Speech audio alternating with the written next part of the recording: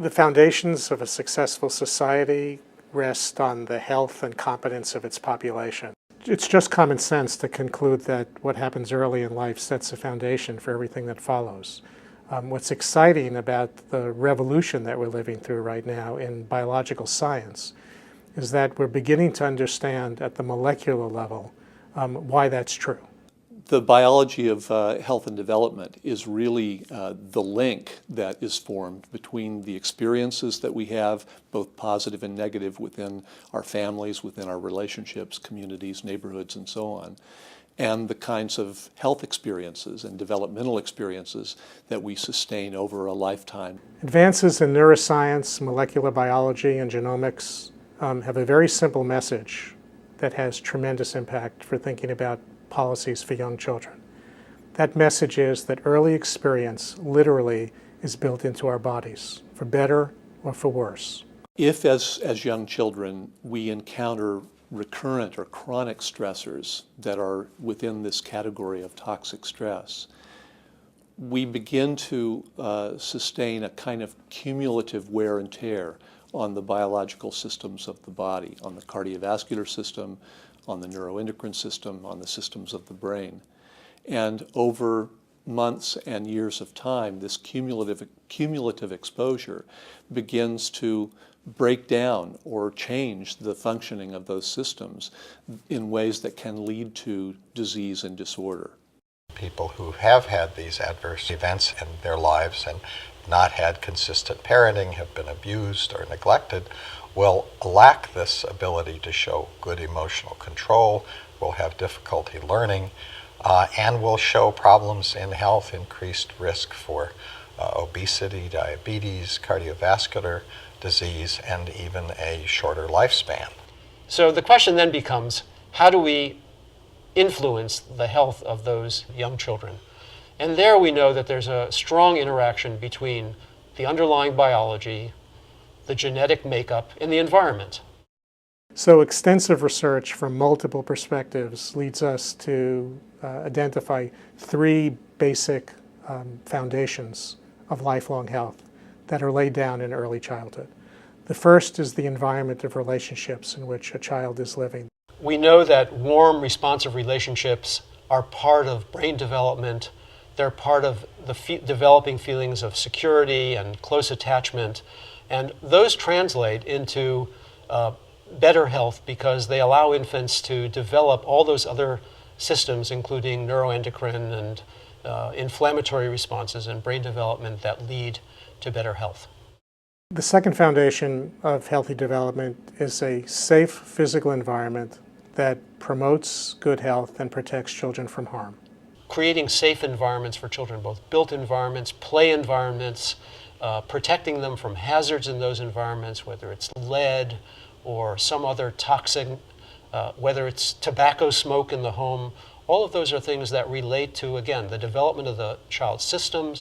And then finally, a third foundation is good nutrition.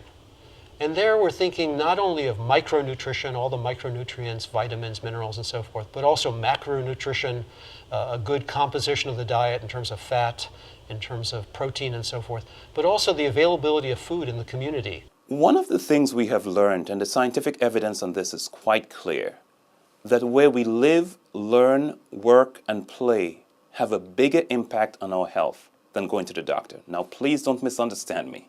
Going for medical care is important, but what are the factors that determine whether we are sick or healthy in the first place have to do with the opportunities for health in the places where we spend most of our time.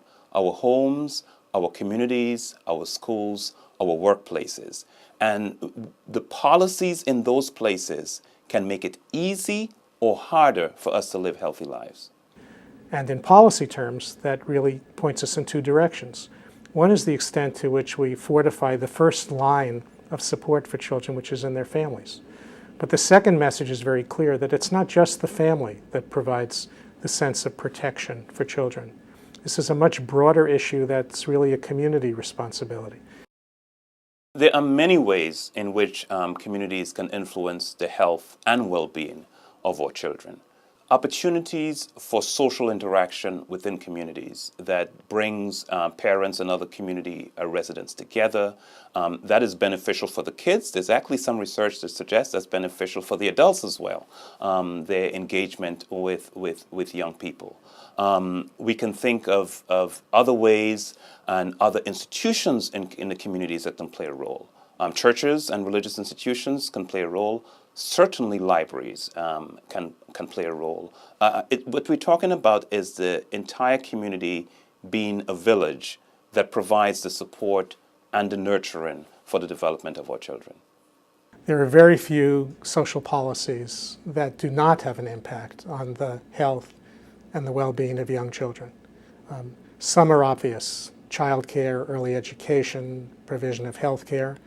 Some are less obvious but clear to most people, like how we deal with maternal employment and how we provide services through a child welfare system. Some of them may not be obvious at all, like the extent to which zoning regulations make it easier or more difficult for a community to provide grocery stores with fresh vegetables as opposed to liquor stores and fast food outlets. The question is much more, how is any of these or all of these policy streams addressing the fundamental challenge, which is how we can reduce the sources of adversity in children's lives so that we can reduce the toxic stress they experience. There have been recent analyses that document that the costs to society of disparities are enormous. If all Americans had a health of the college-educated, the U.S. economy would save $1 trillion each year. So those are enormous disparities. People like to say that children's health is our nation's wealth. But until we really start to act on these ideas of how do we promote health in the earliest part of life, we will not get to being a healthier population and a more prosperous society.